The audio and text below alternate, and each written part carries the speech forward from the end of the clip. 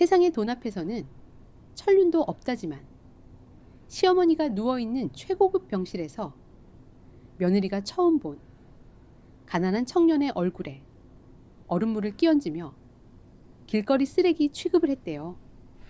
그런데 그 초라한 청년이 바로 탐욕스러운 시동생이 30년 전 몰래 고아원에 내다버리고 가짜 후계자를 세웠던 이 집안의 진짜 핏줄이었던 거죠. 약에 취해 사경을 헤매던 어머니가 그 꼴을 보고 제 손으로 링거 바늘을 뽑고 일어나 며느리 뺨을 내리쳤다는데, 도대체 이 소름 끼치는 집안에 무슨 일이 있었던 건지 속이 다 타들어가네요.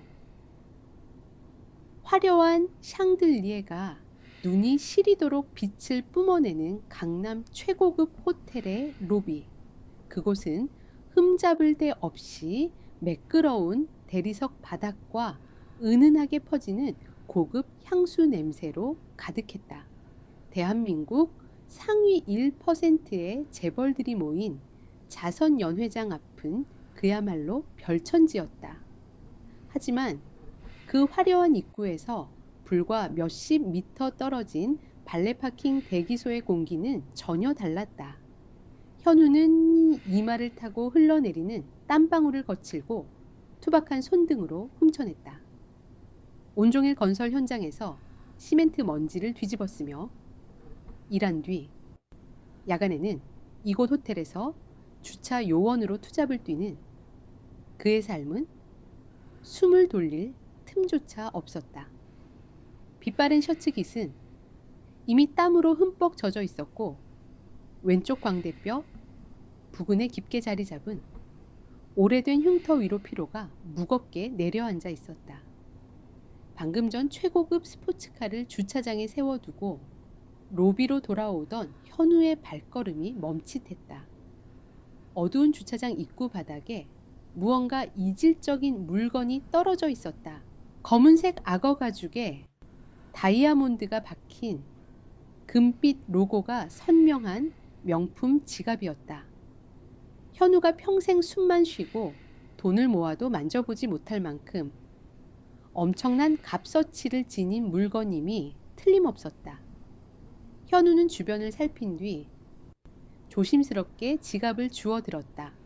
묵직한 무게감이 손끝을 타고 전해졌다. 지갑 주인이 애타게 찾고 있을 거라는 생각에 현우는 서둘러 로비 안내 데스크를 향해 걸음을 옮겼다. 하지만 그가 로비 안으로 들어서기 무섭게 날카로운 목소리가 공간의 정적을 갈랐다. 어디서 쓰레기 같은 냄새가 난다 했더니 내 놈이 내 지갑을 들고 뭘 하는 거지. 현우가 고개를 돌리자 머리부터 발끝까지 수천만 원어치의 명품으로 치장한 젊은 남자가 서늘한 눈빛으로 그를 노려보고 있었다. 가훈그룹의 후계자를 자처하는 서준이었다. 서준의 시선은 현우의 얼굴을 지나 먼지가 묻은 낡은 바지와 그의 손에 들린 지갑에 꽂혔다. 그 눈빛 속에는 인간을 향한 예의 따위는 존재하지 않았고, 오직 길거리에 벌레를 내려다보는 듯한 노골적인 경멸만이 가득했다. 주차장에 떨어져 있어서 데스크에 맡기려던 참이었습니다. 현우가 지갑을 내밀며 차분하게 상황을 설명하려 했지만 서준은 지갑을 거칠게 낚아채며 현우의 말을 잘라버렸다. 서준은 지갑 안을 신경질적으로 뒤적이더니 지폐칸에서 빳빳한 5만 원권 수십 장을 꺼내 들었다. 주웠다고 훔치려다 들킨 게 아니고, 너 같은 밑바닥 인생들은 남의 물건을 보면 일단 손부터 나가기 마련이잖아. 서준의 입꼬리가 비릿하게 말려 올라갔다. 현우의 가슴속 깊은 곳에서 뜨거운 불길이 치솟았다. 억울함과 몸 열감이 뒤엉켜 주먹을 쥔 손등에 굵은 핏줄이 솟아올랐다. 하지만 현우는 이를 악물고 분노를 삼켜야만 했다. 여기서 화를 내고 직장을 잃으면 당장 내일의 생계가 무너진다는 것을 뼈저리게 알고 있었기 때문이다. 사과하십시오. 저는 훔치지 않았습니다. 현우의 목소리는 낮았지만 단단했다. 그 당당한 태도가 오히려 서준의 심기를 더욱 거슬리게 만들었다. 서준은 코웃음을 치며 쥐고 있던 지폐 다발을 들어 올렸다. 그리고 다음 순간 서준의 손이 허공을 가르며 날카로운 파열음과 함께 현우의 뺨을 강하게 후려쳤다. 종이 뭉치가 살갗에 부딪히는 모욕적인 소리가 로비에 울려 퍼졌고 수십 장의 지폐가 현우의 얼굴을 때린 뒤 차가운 대리석 바닥 위로 눈빛처럼 흩어졌다. 주변에 있던 호텔 직원들과 하객들의 시선이 일제히 그곳으로 쏠렸다. 수고비가 필요해서 수작을 부린 거라면 이 돈 줍고 당장 내 눈앞에서 꺼져. 서준의 잔인한 조롱에 현우는 바닥에 흩어진 돈과 서준의 오만한 얼굴을 번갈아 바라보았다. 뺨이 붉게 달아오르고 턱관절이 얼얼했지만 육체의 고통보다 더 끔찍한 것은 돈 몇 푼에 자신의 존재가 짓밟히는 이 비참함이었다. 현우는 몸을 굽히지 않았다. 흔들림 없는 눈동자로 서준을 똑바로 응시할 뿐이었다. 바로 그때 연회장 입구 쪽에서 묵직하고도 위험 있는 목소리가 들려왔다. 서준아 로비 한가운데서 무슨 소란이냐? 단정한 갈색 머리를 위로 틀어 올리고 검은 정장 위에 은은하게 빛나는 진주 브로치를 단 중년 여성이 다가오고 있었다. 대한민국 굴지의 대기업 가웅그룹의 총수 명희였다. 예순을 넘긴 나이에도 숨길 수 없는 기품이 흘러넘쳤지만 그녀의 눈가에는 오랫동안 지워지지 않는 깊은 우수와 피로가 서려 있었다. 명희가 다가오자 서준의 오만하던 태도가 순식간에 돌변했다. 서준은 재빨리 고개를 숙이며 변명을 늘어놓기 시작했다. 회장님 나오셨습니까? 다름이 아니라 이 좀도둑 같은 녀석이 회장님의 지갑을 훔쳐서 도망가려던 것을 제가 막아선 참입니다. 명희의 시선이 서준의 손에 들린 지갑으로 향했다. 그것은 명희가 30년 동안 하루도 몸에서 떼어놓지 않았던 그녀의 생명과도 같은 지갑이었다. 명희는 서준의 말을 듣는 둥 마는 둥 다급하게 지갑을 건네받았다. 돈이나 신용카드는 안중에도 없었다. 명희의 떨리는 손가락이 지갑 가장 깊숙한 안쪽 칸을 뒤적였다. 순간 명희의 얼굴이 백지장처럼 하얗게 질렸다. 항상 그 자리에 있어야 할 아주 작은 사진 한 장이 사라지고 없었던 것이다. 사진 내 사진이 없어. 그게 어디로 갔지? 명희의 목소리가 미세하게 떨리기 시작했다. 수천만 원짜리 명품 지갑이나 흩어진 지폐에는 눈길조차 주지 않은 채 오직 잃어버린 사진을 찾기 위해 바닥을 살피는 그녀의 모습은 마치 세상의 전부를 잃은 사람처럼 절박해 보였다. 그때 현우가 바닥에서 무언가를 조심스럽게 주워들었다. 아까 서준이 지갑을 빼앗아 돈을 꺼낼 때 틈새로 빠져나와 대리석 바닥에 떨어져 있던 빛바래고 모서리가 다른 낡은 사진 한 장이었다. 혹시 이 사진을 말씀하시는 겁니까? 현우의 목소리에 명희가 고개를 번쩍 들었다. 현우의 거친 손가락 끝에 들린 작은 사진을 확인한 명희는 벅차오르는 안도감에 숨을 깊게 내쉬었다. 그녀가 사진을 돌려받기 위해 손을 뻗으려던 찰나였다. 현우는 자신도 모르게 사진 속 얼굴에 시선을 고정하고 있었다. 현우의 두 눈이 믿을 수 없는 것을 본 사람처럼 커졌다.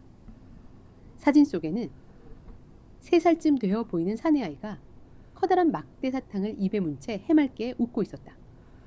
왼쪽 눈 밑에 자리 잡은 작은 점.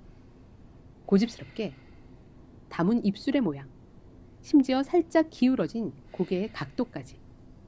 그것은 현우가 보유권을 퇴소할 때 원장에게 유일하게 건네받았던 자신의 어린 시절 사진과 소름이 끼칠 정도로 똑같았다. 심장이 갈비뼈를 부수고 나올 것처럼 맹렬하게 뛰기 시작했다. 이 아이 저랑 똑같이 생겼는데 저 어릴 때의 모습이랑 같습니다. 현우의 입에서 흘러나온 그 짧은 한마디는 팽팽하게 당겨진 활지위를 끊어놓은 것처럼 로비의 공기를 완벽하게 얼어붙게 만들었다. 서준이 기가 차다는 듯 조소를 흘리려 했지만 명희는 아무런 소리도 내지 못했다.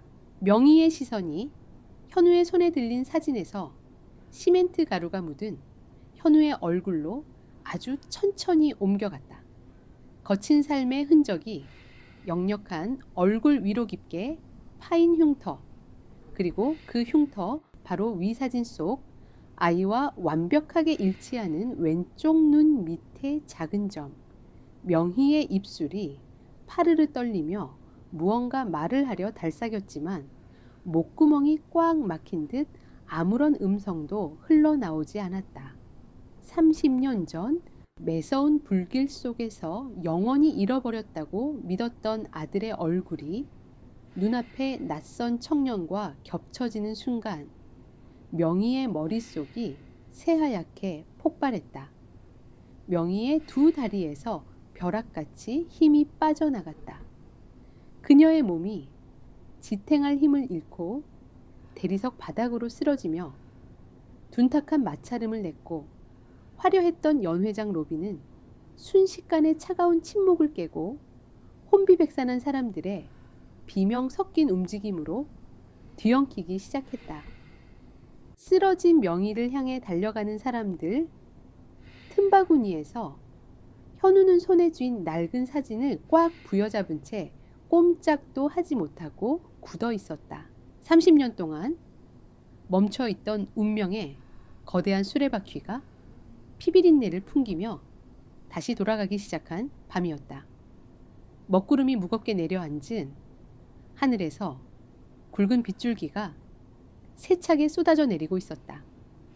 질척이는 공사 현장의 진흙탕 위로 현우의 낡은 안전화가 무겁게 발을 내디뎠다. 어젯밤 호텔 로비에서 겪었던 충격적인 사건은 여전히 그의 머릿속을 헤집어 놓고 있었다. 자신과 똑같이 생긴 사진 속 아이, 그리고 그 사진을 보자마자 의식을 잃고 쓰러지던 가온그룹의 명희 회장. 그 찰나의 순간들이 끝없는 꼬리를 물고 이어졌지만 당장 오늘 하루치의 일당을 벌어야 하는 현우에게 과거의 진실보다 무서운 것은 눈앞의 현실이었다. 하지만 현우가 현장 사무소 문을 열고 들어선 순간 그를 기다리고 있던 것은 땀 흘려 일할 기회가 아니었다. 현장 소장은 현우의 눈을 제대로 마주치지 못한 채 얇은 서류 봉투 하나를 책상 위로 밀어냈다. 미안하다, 현우야. 오늘부로 넌 이 현장에서 나가줘야겠다. 현우의 표정이 딱딱하게 굳어졌다. 그동안 누구보다 성실하게 꾸준히 일을 도맡아 해왔던 그였다. 갑작스러운 해고 통보에 현우는 젖은 안전모를 벗어들며 그 이유를 물었다. 소장은 깊은 한숨을 내쉬며 창밖에 빗줄기만 멍하니 바라보았다. 새벽에 위에서 직접 압력이 내려왔다. 가온그룹 본사에서 내 이름 석자를 짚으며 당장 자르지 않으면 이 현장 하청 계약을 전부 날려버리겠다고 으름장을 놓는데 내가 무슨 힘이 있겠냐. 좋게 생각하고 그냥 짐 싸라. 현우의 호흡이 거칠어졌다. 단지 지갑을 주워줬을 뿐이었다. 모욕을 당한 것도 뺨을 맞은 것도 자신이었다. 그런데 그들은 단 하룻밤 만에 현우의 유일한 생명줄마저 무참히 끊어버렸다. 어젯밤 쓰러진 명의 회장의 얼굴이 뇌리를 스쳤다. 사진 속 아이가 자신과 닮았다는 이유 하나만으로 그들은 빈대 한 마리를 잡듯 현장에 수많은 밥줄을 담보로 현우의 숨통을 조여온 것이다. 이건 단순한 갑질이 아니었다. 무언가 거대하고 끔찍한 진실을 덮기 위한 포식자의 살기 어린 경고였다. 현우는 분노로 덜덜 떨리는 주먹을 꽉 쥐어 틀어막고 사무소를 빠져나왔다. 그는 주차장에 세워둔 자신의 낡은 트럭에 올라타 거칠게 운전대를 돌렸다. 빗줄기를 뚫고 트럭이 향한 곳은 대한민국 최고 부호들이 모여 산다는 성북동의 고급 주택가였다. 높은 담장과 뾰족한 철조망이 요새처럼 둘러싸인 가운 일가의 대저택 앞. 현우는 쏟아지는 비를 온몸으로 맞으며 육중한 철문 앞에 섰다. 회장님을 뵙게 해주십시오. 당장 묻고 싶은 말이 있습니다. 현우의 절박한 외침이 빗소리에 묻혀 흩어졌다. 우비를 입은 덩치, 큰 경호원 2명이 나타나 현우의 어깨를 거칠게 밀쳐냈다. 하지만 현우는 뒤로 물러서지 않고 철문 창살을 꽉 움켜쥔 채 버텼다. 내가 왜 하루아침에 직장에서 쫓겨나야 하는지, 그 사진 속에 있던 아이가 대체 누구길래 사람을 이렇게 밑바닥까지 짓밟는 건지 회장님께 직접 들어야겠습니다. 당장 문 여십시오. 현우의 눈빛은 비에 젖은 들개처럼 맹렬하게 타오르고 있었다. 경호원들이 삼단봉을 꺼내들며 강제로 현우를 끌어내려던 그 순간 굳게 닫혀있던 저택의 거대한 철문이 무거운 마찰음을 내며 천천히 열리기 시작했다. 철문 너머에서 검은 우산을 받쳐든 경호원들의 호위를 받으며 한 중년 남자가 걸어 나왔다. 맞춤 정장 위에 고급스러운 트렌치코트를 걸친 그는 명의 회장의 동생이자 가흥그룹의 실질적인 권력을 쥐고 흔드는 성민이었다. 성민의 차가운 시선이 비에 젖어 처참한 꼴을 한 현우를 위아래로 훑어내렸다. 그의 입계는 숨길 수 없는 비웃음이 걸려 있었다. 내 놈이 기어코 여기까지 찾아와서 소란을 피우는구나. 성민의 목소리는 낮고 우아했지만 그 안에 담긴 도끼는 빗물보다 차가웠다. 현우는 턱을 타고 흐르는 빗물을 훔쳐내며 성민을 똑바로 노려보았다. 당신이 내 직장을 빼앗은 겁니까? 당신들이 대체 뭔데 남의 인생을 쥐고 흔들어 명의 회장님을 불러오십시오. 어제 그 사진 속 아이가 누구인지, 왜 나랑 얼굴이 같은지 직접 들어야겠습니다. 현우의 당돌한 요구에 성민은 짧은 냉소를 흘렸다. 그는 우산 아래에서 여유롭게 걸음을 옮겨 현우의 코앞까지 다가왔다. 회장님은 어제 너 같은 불결한 놈이 억지로 들이민 사진 때문에 큰 충격을 받고 병석에 누워 계신다. 쥐새끼 같은 놈이 감히 어디서 주제 파악도 못하고 유세냐. 직장을 빼앗은 게 억울해. 내 놈이 어젯밤 감히 우리 가운 일가의 심기를 거스른 대가가 고작 일자리 하나로 끝난 것을 오히려 감사하게 여겨야지. 성민의 말은 잔인할 만큼 날이 서 있었다. 그는 품 안에서 두툼한 서류 봉투 하나를 꺼내 들었다. 그리고는 현우의 가슴팍을 향해 그것을 신경질적으로 집어 던졌다. 봉투가 현우의 젖은 셔츠를 때리고 진흙탕 바닥으로 떨어지며 오만 원원 지폐 다발들이 더러운 흙탕물 속으로 쏟아져 내렸다. 줍거라. 성민이 턱 끝으로 진흙탕에 처박힌 돈을 가리키며 명령하듯 말했다. 내 놈이 그깟 얄팍한 우연을 빌미로 우리 가운에 기생해서 돈을 뜯어내려던 수작인 거 다 안다. 그깟 얼굴에 난점 하나 똑같다고 대기업 사무회장에 핏줄이라도 된 줄 알았더냐. 길바닥에 구르는 개가 아무리 지저대도 호랑이가 될 수는 없는 법이다. 그 돈 줍고 당장 서울바닥에서 영원히 자취를 감춰. 내 두 번은 자비를 베풀지 않을 테니. 진흙과 빗물에 뒤범벅이 되어가는 지폐들을 내려다보는 현우의 두 주먹이 뼈마디가 하얗게 질리도록 꽉 쥐어졌다. 가난하게 자랐지만 남의 것을 탐한 적은 단 한 번도 없었다. 그런데 이들은 현우의 도덕과 인생을 모조리 부정하며 그를 돈 몇 푼의 양심을 파는 기생충으로 취급하고 있었다. 현우는 천천히 고개를 들어 성민의 눈을 마주 보았다. 돈을 주우라는 굴욕적인 명령에도 현우는 허리를 굽히지 않았다.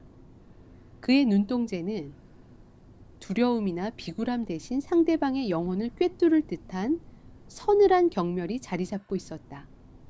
당신들 세상에선 모든 게 돈으로 계산되나 보지. 하지만 착각하지 마. 내가 여기까지 온 건 구걸을 하려는 게 아니라 당신들이 숨기고 있는 그 더러운 진실이 궁금해졌기 때문이니까. 자신에게 굽실거릴 줄 알았던 천한 노동자의 입에서 반항적인 말이 튀어나오자 성민의 미간이 무섭게 일그러졌다. 평생을 남의 정수리만 내려다보며 살아온 성민에게 현우의 고든 눈빛은 도저히 용납할 수 없는 불경이었다. 분노를 참지 못한 성민이 현우를 향해 한 걸음 더 다가서며 억눌린 목소리로 으르렁거렸다. 이 쓰레기 같은 자식이 끝까지 입을 함부로 놀리는구나. 아무리 아등바등 발악해봐야 희망보육원 출신들의 그 천박하고 더러운 피는 영원히 속일 수 없는 법이지. 그 순간이었다. 거세게 내리치던 빗소리가 현우의 귀에서 순식간에 증발해버렸다. 심장이 얼음물에 처박힌 것처럼 차갑게 굳어지며 호흡이 멎었다. 현우의 눈동자가 지진이라도 난 듯 격렬하게 흔들렸다. 희망보육원. 현우가 갓난아기 시절 버려져 20살이 될 때까지 자랐던 곳. 그 이름은 현우의 입을 통해 단 한 번도 세상 밖으로 나온 적이 없었다. 어젯밤 호텔 로비에서도 오늘 이 대저택 앞에서도 현우는 자신의 보육권 이름을 말한 적이 결코 없었다. 그런데 대한민국 최고 재벌가의 실세인 저 남자가 어떻게 내가 자란 보육원의 이름을 정확히 알고 있는 거지? 등줄기를 타고 소름 끼치는 한기가 뱀처럼 기어올랐다. 이것은 우연이 아니었다. 명의 회장이 자신을 보고 기절한 것도 성민이 이토록 무자비하게 자신의 밥줄을 끊어버리고 서울에서 내쫓으려 하는 것도 모두 하나의 치밀한 악의로 연결되어 있었다. 저들은 현우가 누구인지 이미 완벽하게 알고 있는 것이 분명했다. 현우의 침묵을 공포로 착각한 성민은 만족스러운 미소를 지으며 몸을 돌렸다. 경호원들이 성민을 호위하며 다시 철문 안으로 사라지기 시작했다. 거대한 철문이 다시 무거운 마찰음을 내며 굳게 닫혔다. 하지만 현우는 쏟아지는 폭우 속에서 진흙탕에 처박힌 지폐들 위로 우뚝 선 채 성민이 사라진 저택의 깊은 어둠을 뚫어지게 응시하고 있었다. 단순히 모욕감을 갚아주는 것으로 끝낼 일이 아니었다. 30년 전 자신의 인생을 송두리째 빼앗고 보육권의 차가운 바닥에 내동댕이 친 악마가 저 화려한 성벽 안에 살고 있었다. 빗물에 젖은 현우의 얼굴 위로 살기에 가까운 뜨거운 집념이 번져갔다. 빼앗긴 진실을 되찾기 위한 무자비한 전쟁이 바야흐로 막을 올리고 있었다. 서울 외곽 후미진 골목에 자리한 허름한 카센터 기름때가 잔뜩 묻은 공구들이 널브러진 그곳에 굳은 표정을 한 사내 4명이 모여 있었다. 모두 현우가 어린 시절 희망보육원에서 동고동락하며 친형제처럼 의지해 온 이들이었다. 카센터의 희미한 백열등 불빛 아래에서 현우는 어제 호텔 로비에서 일어난 일부터 오늘 폭우 속에서 성민에게 당했던 수모까지 전부 털어놓았다. 단순히 날 짓밟으려는 게 아니었어. 그 인간 내 입으로 단 한 번도 말한 적 없는 보육원 이름까지 정확히 알고 있었다. 처음부터 내가 누군지 알고 내 숨통을 끊으려 작정한 거야. 현우의 낮고 무거운 목소리에 동생들의 눈빛이 매섭게 돌변했다. 거친 밑바닥 인생을 전전하며 오직 서로의 등만을 보고 버텨온 그들에게 현우는 단순한 형 이상의 존재였다. 막내 동생이 테이블 위로 기름 묻은 주먹을 강하게 내리치며 분노를 토해냈다. 형님, 이건 우리를 아예 벌레 취급하는 겁니다. 재벌가 이사면 다입니까? 우리가 당장 그놈들 뒷조사부터 시작할 테니 형님은 몸 조심하십시오. 현우는 말없이 고개를 끄덕였다. 가온그룹이라는 거대한 성벽을 무너뜨리려면 무작정 주먹을 휘두르는 것이 아니라 그들이 그토록 필사적으로 감추려 하는 30년 전의 과거를 파헤쳐야만 했다. 현우의 눈동자 속에 서늘하고도 지독한 결의가 차올랐다. 같은 시각 숨막히는 침묵이 내려앉은 가온 일가의 대저택 다이닝룸, 길게 뻗은 마호가니 식탁 위에는 최고급 요리들이 차려져 있었지만 식탁을 둘러싼 공기는 얼음장처럼 차갑고 날카로웠다. 서준의 아내인 유나가 크리스털 와인잔을 신경질적으로 탁자 위에 내려놓으며 불쾌한 기색을 숨기지 않았다. 어머님도 참 유난이시죠. 어디서 굴러먹다 온지 모를 그깟 주차 요원 거지놈 얼굴을 보고 기절까지 하시다니요. 병원 VIP실에 갇혀서 링거만 맞고 계시는 꼴이 영복이 흉하잖아요. 우리 가운의 체면이 뭐가 됩니까? 유나의 날 선 비아냥에도 서준은 묵묵히 고급 스테이크를 썰며 입꼬리만 비릿하게 올릴 뿐이었다. 식탁 상석에 앉아 우아하게 식사를 하던 성민이 차가운 눈빛으로 유나를 힐끗 쳐다보았다. 그의 시선 하나에 식탁의 공기가 단숨에 얼어붙었고 유나는 흠칫 놀라며 슬그머니 시선을 피했다.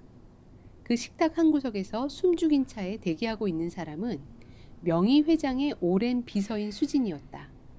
수진의 두 손은 찻주전자를 쥐고 있었지만 그녀의 손끝은 미세하게 떨리고 있었다. 수진은 명의가 단순한 충격으로 쓰러진 것이 아님을 알고 있었다. 성민이 주치의를 매수해 명의의 정맥에 강력한 신경 안정제를 지속적으로 투여하고 있으며 철저히 외부와 단절시켜 회장의 권력을 무력화시키고 있다는 끔찍한 사실을 목격했기 때문이다. 하지만 가족의 생계를 담보로 성민에게 치명적인 약점을 잡힌 수지는 차마 진실을 입 밖으로 꺼내지 못한 채 죄책감으로 속을 끓이며 입술을 지식이고만 있었다. 식사를 마친 성민이 냅킨으로 입가를 닦으며 서준을 향해 나지막하게 지시를 내렸다. 어설프게 처리하면 후환이 남는 법다. 그놈이 자랐다는 옛 희망보육원의 폐건물, 그 안에 남아있는 쓰레기 같은 옛날 기록들까지 전부 오늘 밤 안으로 제로 만들어버려라. 흔적 하나 남기지 말고. 서준이 고개를 끄덕이며 잔인한 미소를 지었다. 포식자들의 살기 어린 모이가 화려한 저택 안에서 독사처럼 또아리를 틀고 있었다. 자정이 훌쩍 넘은 시각. 도심 외곽의 인적이 끊긴 야산 자락에 자리한 옛 희망보육원 건물은 흉측한 폐가로 변해 있었다. 몇 년 전 재단이 파산하며 버려진 이 건물은 칠흑 같은 어둠 속에 잠겨 있었다. 현우는 작은 손전등 하나에 의지한 채 녹슨 철문을 뜯어내고 보육원의 지하 기록실로 잠입했다. 코를 찌르는 곰팡이, 냄새와 먼지가 폐부를 답답하게 만들었지만 현우는 개의치 않고 수북하게 쌓인 낡은 서류철들을 미친 듯이 뒤지기 시작했다. 성민이 자신의 출신을 알았다면 분명 이곳 어딘가에 자신을 이 보육원에 버리고 간 자들의 단서가 남아있을 것이라는 직감 때문이었다. 수백 건의 서류를 뒤지던 현우의 손이 어느 순간 멈칫했다. 손전등 불빛이 가리킨 곳에 30년 전에 입소자 명부가 담긴 두꺼운 장부가 있었다. 먼지를 털어내고 떨리는 손으로 장부를 넘기던 현우는 어느 페이지에서 시선을 멈췄다. 이름 없음. 신원 미상. 그리고 그 옆에 비고란으로 작게 적힌 한 줄의 메모. 가운 보육재단 후원회. 성민 이사 측에서 야간에 은밀히 인계함. 호흡이 거칠어졌다. 모든 것이 명백해졌다. 자신을 이 지옥 같은 밑바닥으로 내동댕이 친 장본인이 바로 성민이었다. 분노로 인해 현우의 온몸이 뻣뻣하게 굳어졌다. 그는 품속 깊은 곳에서 자신이 항상 부적처럼 지니고 다니던 낡은 어린 시절 사진을 꺼냈다. 호텔 로비에서 명의 회장이 애타게 찾던 그 사진과 완벽하게 똑같은 사진. 현우는 손전등 불빛에 사진을 비추며 그 표면을 조심스럽게 쓰다듬었다. 그때 사진 뒷면에 얼룩진 종이 결 사이로 무언가 예리한 것에 의해 인위적으로 긁어낸 듯한 미세한 자국이 현우의 눈에 들어왔다. 현우는 숨을 죽인 채 엄지손가락으로 긁힌 자국 위를 덮고 있는 오래된 때를 조심스럽게 문질러 벗겨냈다. 그리고 불빛 아래에 드러난 희미한 글귀를 확인한 순간 현우의 심장이 터질 듯이 요동치기 시작했다. 흐릿하게 번진 잉크 자국으로 쓰여 있는 글씨. HSJ 후계자 한성재. 머릿속에서 거대한 종이 울리는 것 같았다. 버려진 고아 강현우가 아니었다. 30년 전 불길 속에서 죽었다고 알려진 가훈그룹의 진짜 핏줄이자 정당한 후계자 한성재가 바로 자신이었다. 평생을 자신을 갉아먹던 버림받았다는 지독한 열등감이 피를 토할 것 같은 억울함과 걷잡을 수 없는 분노로 치환되는 순간이었다. 현우가 그 진실의 장부를 가슴에 꽉 품어 안으며 결의를 다지던 바로 그 찰나였다. 지하 기록실의 환기창 쪽에서 날카로운 파열음이 공간을 찢어발겼다. 유리창이 거칠게 박살나며 날카로운 파편들이 사방으로 튀어올랐다. 현우가 고개를 돌릴 틈도 없이 환기창 너머로 인화성 액체가 가득 담긴 유리병 여러 개가 연달아 바닥으로 내동댕이 쳐졌다. 병이 깨짐과 동시에 무서운 기세로 붉은 화마가 치솟아 올랐다. 오래된 종이 뭉치와 나무 책상들이 널브러진 지하 기록실은 단숨에 거대한 불쏘시개가 되어버렸다. 매캐하고 검은 연기가 뱀처럼 목을 조여오며 현우의 시야를 완벽하게 차단했다. 건물 밖으로 도망치기 위해 현우가 서둘러 출입문 쪽으로 몸을 던졌지만 이미 바깥에서 누군가 굵은 쇠사슬로 문을 겹겹이 걸어 잠근 뒤였다.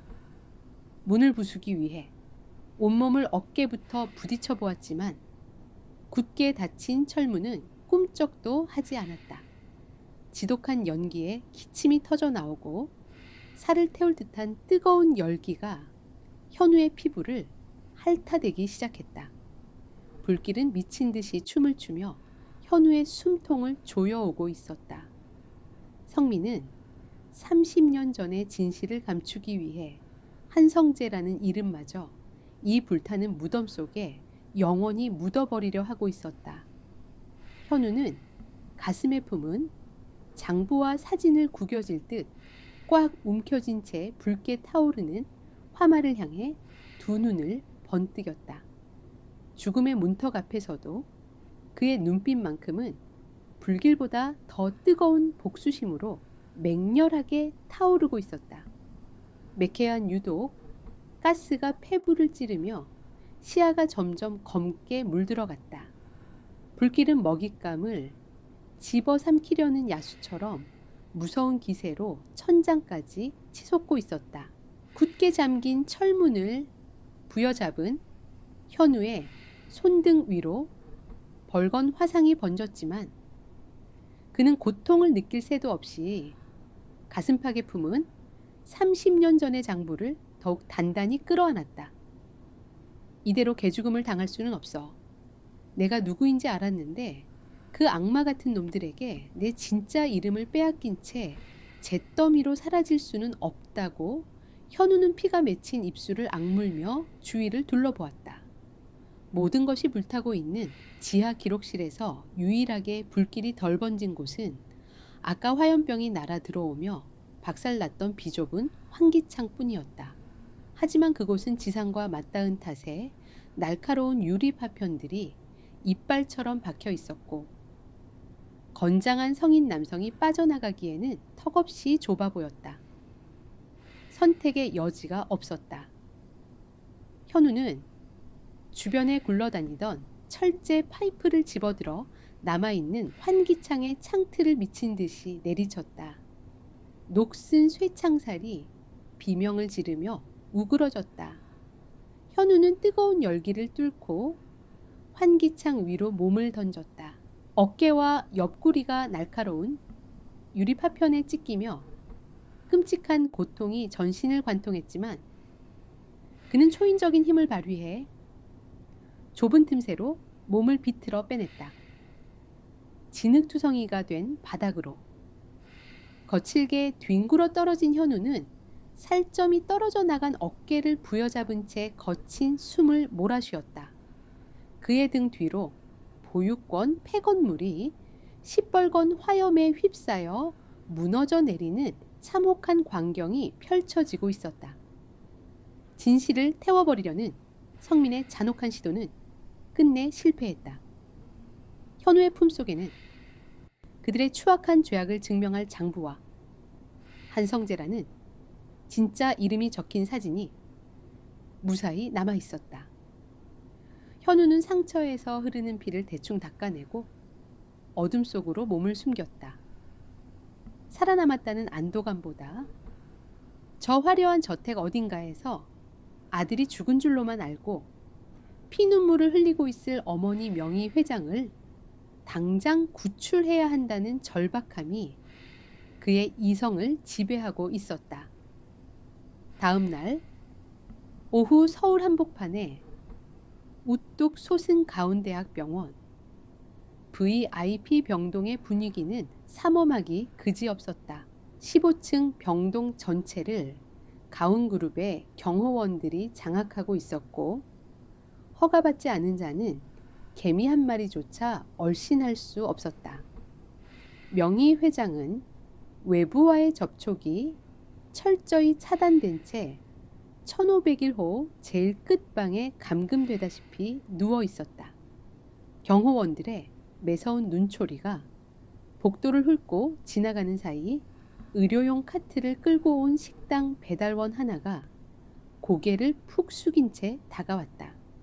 녹색 위생모를 깊게 눌러쓰고 커다란 마스크로 얼굴을 절반 이상 가린 배달원의 유니폼 소매 너머로 붕대로 대충 감아놓은 화상 자국이 살짝 보였다. 현우였다. 어젯밤 화재 현장에서 빠져나온 직후 현우는 동생들의 도움을 받아 명희가 이 병원에 억류되어 있다는 사실을 알아냈다.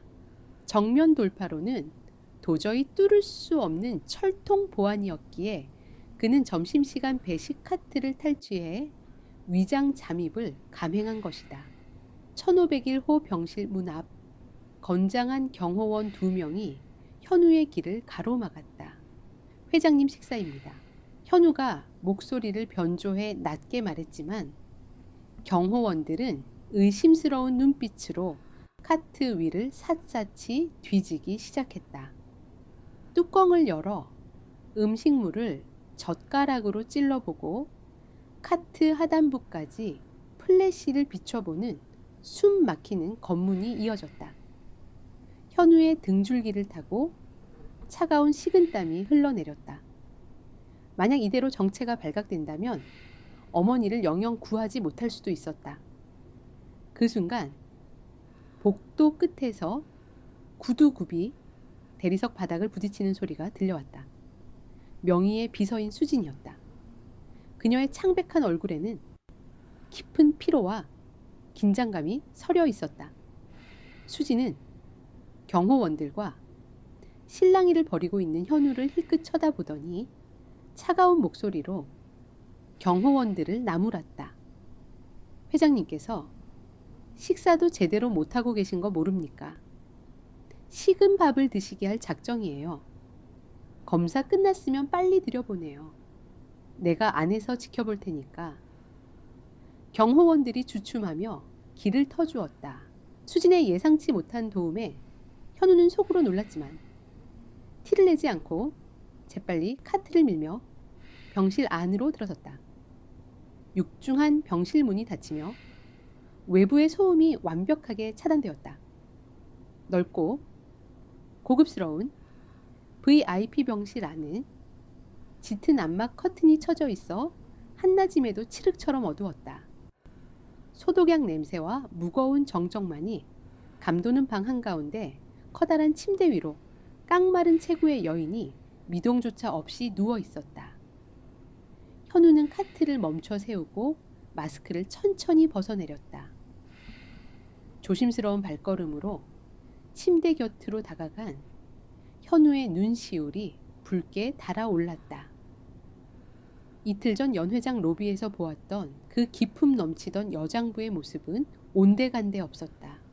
강력한 신경 안정제에 취해 의식의 끈을 간신히 붙잡고 있는 명희의 얼굴은 핏기 없이 창백했고 산소 마스크 너머로 내쉬는 숨결은 금방이라도 끊어질 듯 위태로웠다. 현우는 무너져 내리는 가슴을 부여잡으며 침대 옆 협탁으로 시선을 돌렸다. 그곳에는 명희가 연 회장에서 잃어버릴 뻔했던 지갑이 놓여 있었고 지갑 사이로 30년 전 아이의 사진이 조심스럽게 비쳐 보이고 있었다. 아들을 향한 긴 그리움이 고스란히 담겨 있었다. 현우는 떨리는 손으로 품속에서 오래된 사진 한 장을 꺼냈다. 수많은 위험 속에서도 끝까지 간직해온 자신의 소중한 사진이었다.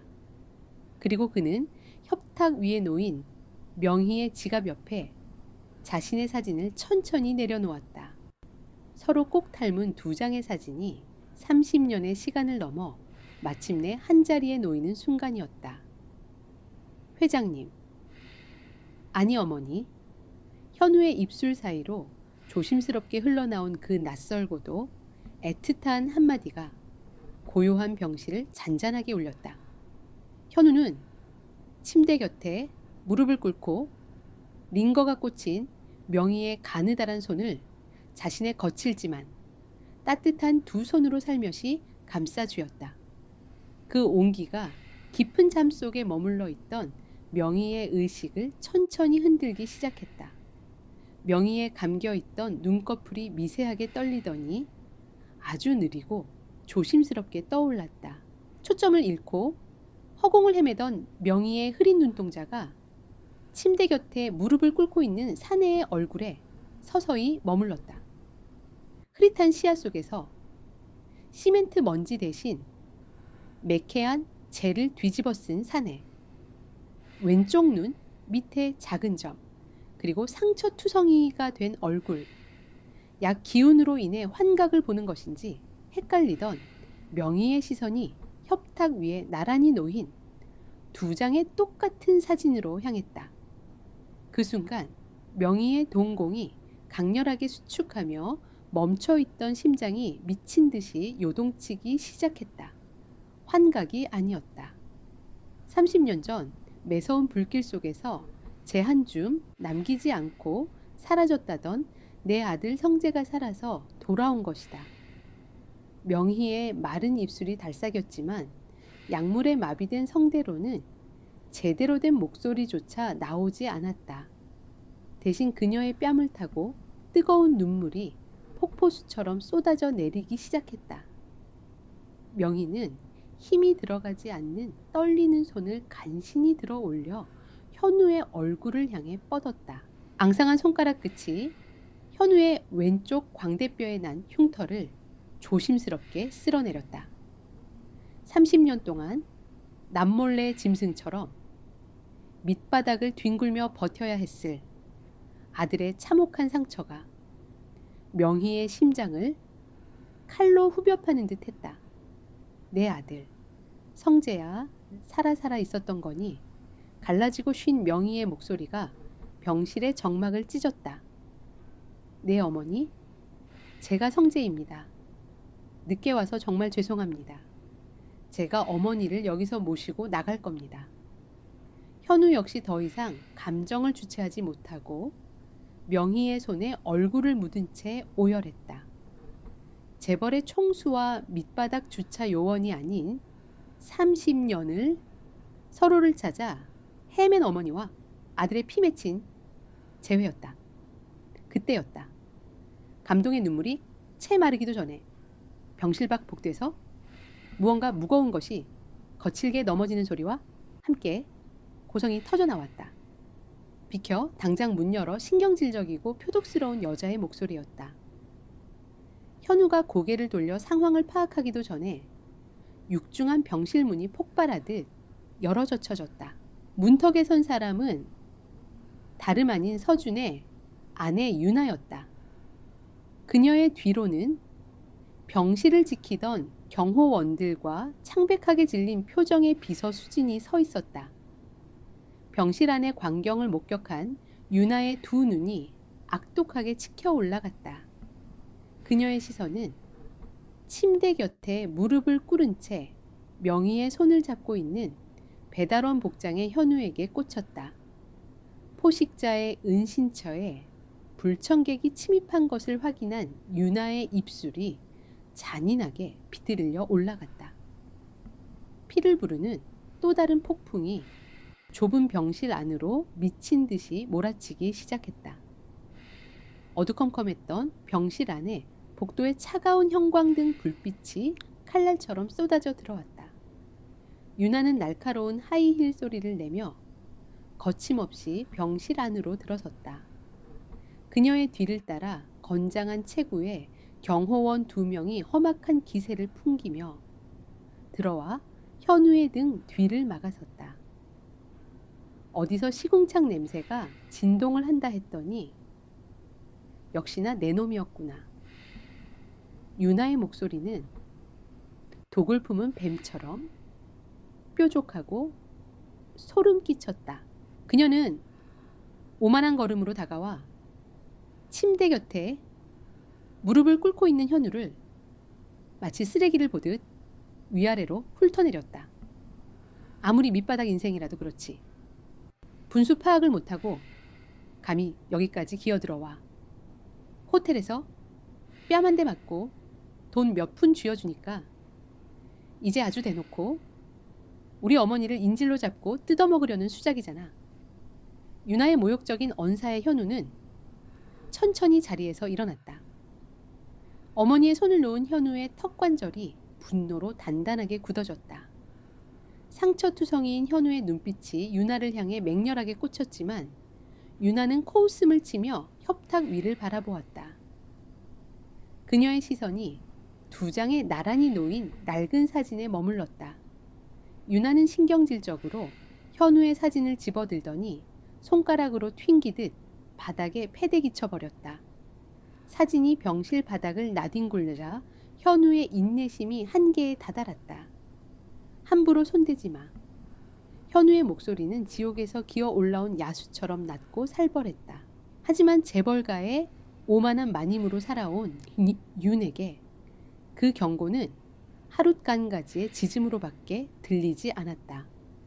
유나는 주변을 두리번거리더니 탁자 위에 놓여있던 크리스털 물통을 집어들었다. 그 안에는 얼음이 가득 담긴 차가운 물이 들어있었다. 내놈 같은 쓰레기들은 정신을 바짝 차리게 해줘야 주제를 아는 법이지. 유나는 망설임 없이 크리스털 물통을 들어 현우의 얼굴을 향해 얼음물을 거칠게 뿌려버렸다. 차가운 물벼락이 현우의 정수리부터 얼굴 그리고 화상을 입어 붕대를 감은 어깨 위로 무자비하게 쏟아져 내렸다.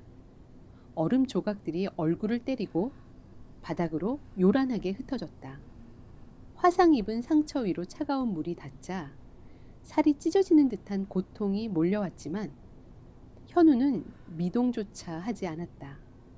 그는 물이 뚝뚝 떨어지는 앞머리 사이로 오직 유나를 서늘하게 노려볼 뿐이었다.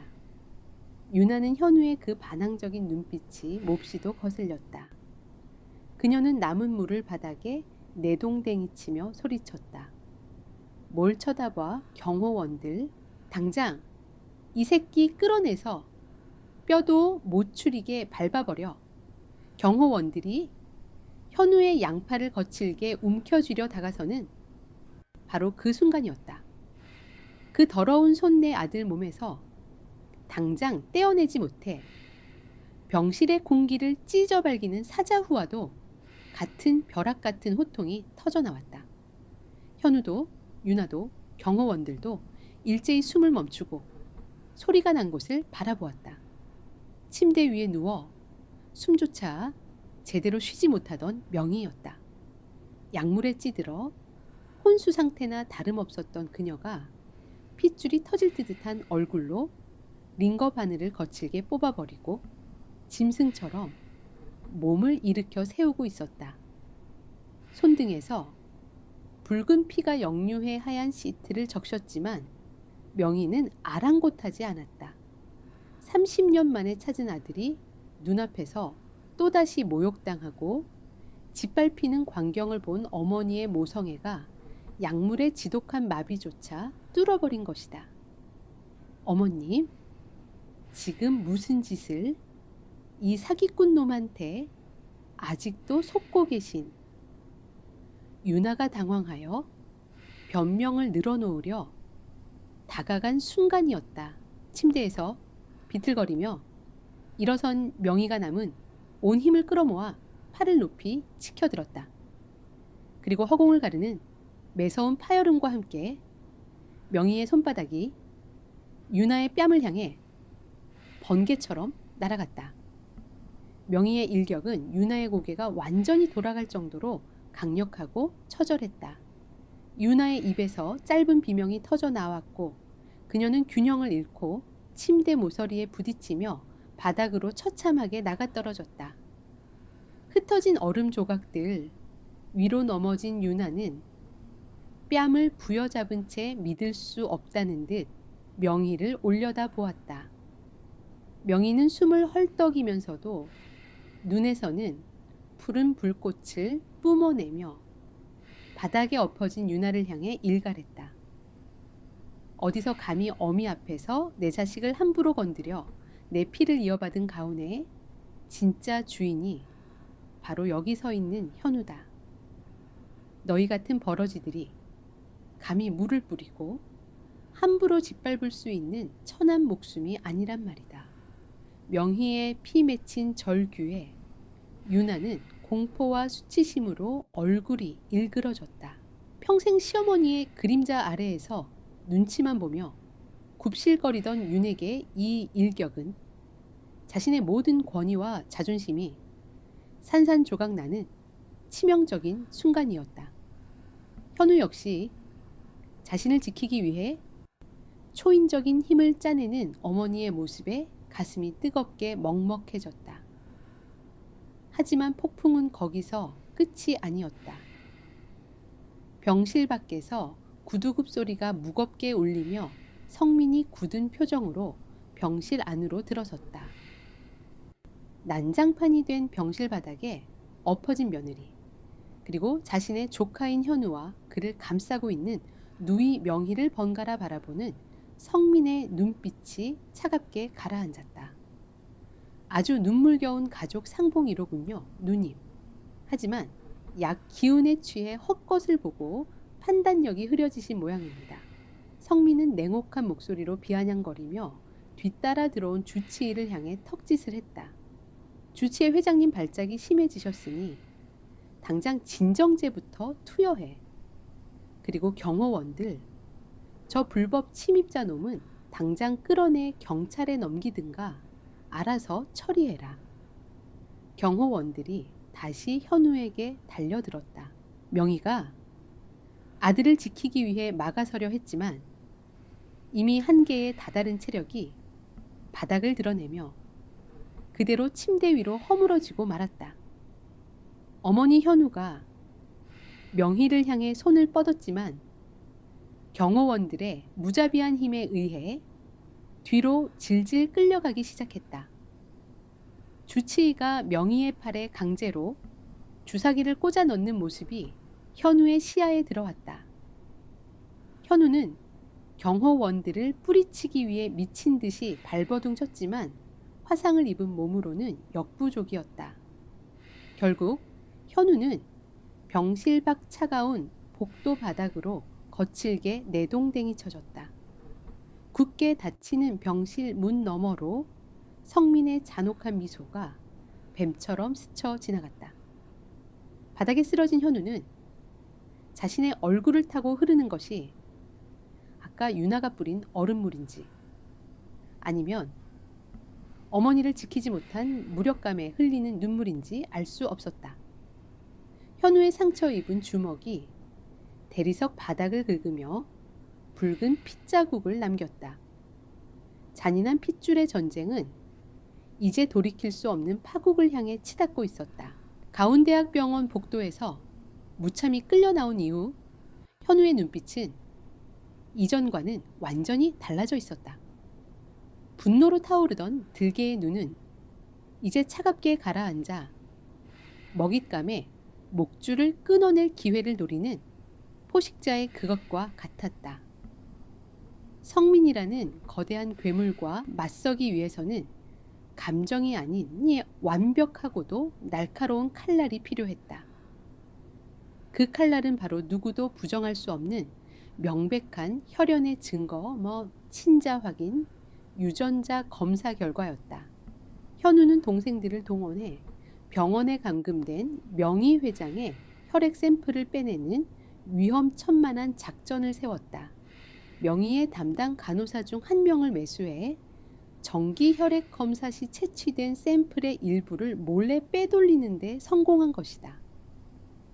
현우는 자신의 구강 상피세포와 명희의 혈액 샘플을 강남에서 가장 공신력 있다는 사설 유전자 검사센터 두 곳에 은밀히 의뢰했다.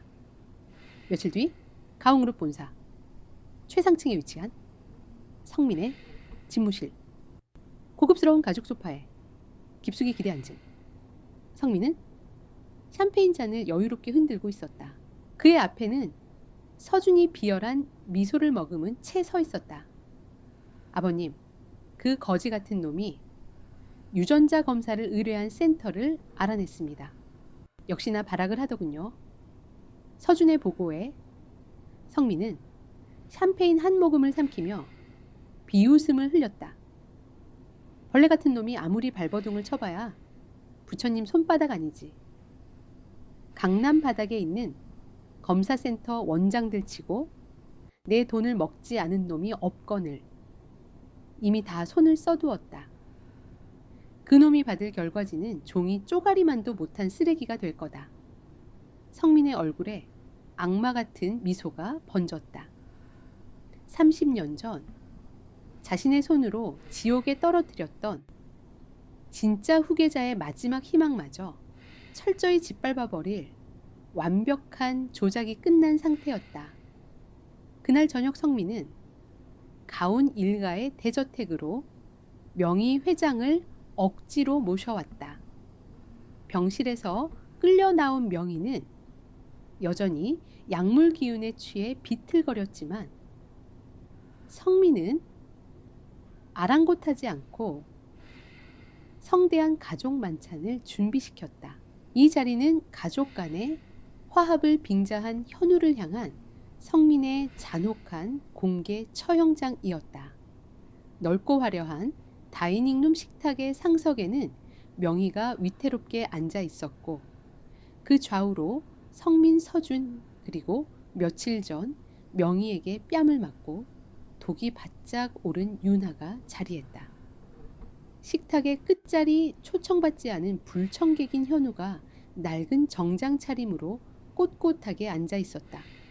식탁 위를 맴도는 공기는 숨이 막힐 듯 무겁고 날이 서 있었다. 최고급 코스 요리가 차례로 나왔지만 아무도 식기류에 손을 대지 않았다. 성민이 냅킨으로 입가를 닦아내며 느릿하게 침묵을 깼다. 오늘 이렇게 가족들이 모인 것은 그동안 우리 가운을 어지럽혔던 불미스러운 오해를 확실하게 털어내기 위함입니다. 성민의 눈빛이 식탁 끝에 앉은 현우를 향해 독사처럼 날아갔다. 그는 품 안에서 밀봉된 하얀 서류 봉투 하나를 꺼내어 식탁 한가운데로 미끄러지듯 던졌다. 서류 봉투는 대리석 식탁을 가로질러 명희의 밥그릇 앞에 멈춰 섰다. 누님이 그토록 애타게 찾으시던 진실입니다. 제가 직접 공신력 있는 센터 두 곳에 의뢰해 받아온 유전자 검사 결과지이지요. 누님께서 직접 확인해 보시지요. 명희의 떨리는 손이 봉투를 향해 천천히 뻗어갔다. 그녀의 숨소리가 거칠어졌다. 봉투를 뜯고 서류를 꺼내는 명희의 앙상한 손등 위로 푸른 핏줄이 도드라졌다. 두 장의 결과지를 번갈아 확인하던 명희의 두 눈이 공포로 크게 확장되었다. 거짓말. 이럴 리가 없어. 내 자식이 내 핏줄이 맞는데. 명희의 목소리가 처절하게 갈라졌다. 서류 가장 아래에 붉은색 굵은 글씨로 선명하게 찍힌 판정 결과. 친자 관계 불일치. 혈연 관계가 성립하지 않음. 결과지를 확인한 서준이 기다렸다는 듯 폭소를 터뜨렸다. 그 소리는 고요한 다이닝룸에 날카롭게 울려 퍼지며 명희의 가슴을 갈갈이 찢어 놓았다. 거 보십시오, 할머니. 저 거지 새끼는 그냥 얼굴에 점 하나 똑같이 찍힌 사기꾼일 뿐이라니까요. 어디서 감히 가훈의 재산을 노리고 접근해. 당장 저 새끼를 경찰에 넘겨서 감방에서 썩게 만들어야 합니다. 윤아 역시 승리감에 도취되어 입을 가리며 얄미운 조소를 흘렸다. 명희는 충격을 이기지 못하고 가슴을 부여잡은 채 고개를 떨구었다. 30년 만에 기적처럼 만난 아들이 자신을 속인 사기꾼이라는 성민이 만들어낸 악랄한 허상 앞에서 어머니의 이성은 무너져 내리고 있었다. 성민은 승자의 여유를 만끽하며 등바디에 몸을 기댔다. 그는 현우를 향해 턱을 치켜들며 모욕적인 최후 통첩을 날렸다. 내 놈의 그 얄팍한 수작이 통할 줄 알았느냐. 이제 진실이 밝혀졌으니 내 발로 당장 이 집에서 기어나가라. 경찰에 넘기지 않는 것을 내 마지막 자비로 알거라. 모든 것이 끝난 것 같았다. 완벽하게 짜인 포식자의 덫에 갇힌 먹잇감의 처량한 결말. 하지만 고개를 숙이고 있던 현우의 입술 사이로 갑자기 낮고 서늘한 웃음소리가 새어나왔다. 현우는 천천히 고개를 들었다. 절망에 빠져 있어야 할 그의 눈동자는 두려움도 패배감도 없었다.